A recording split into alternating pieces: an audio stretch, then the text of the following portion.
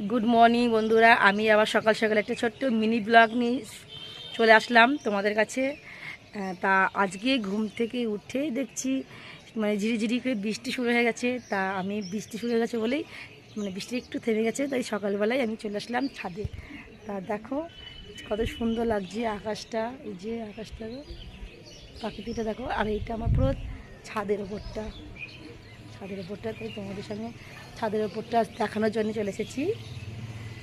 আর সত্যি কথা বলতে সকালবেলা যদি ঘুম থেকে যদি উঠতে পারো সকাল সকাল করে ছাদে উঠবা, ছাদে উঠলে দেখতে পাবো কি দারুণ একটা ব্যাপার, খুব সুন্দর ব্যাপার গো। ছাদে উঠলে মানে সুন্দর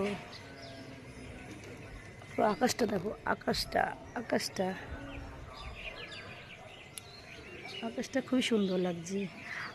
আর তোমাদের একটা জিনিস আজকে দেখাবো বলে আমি চলে এসেছি।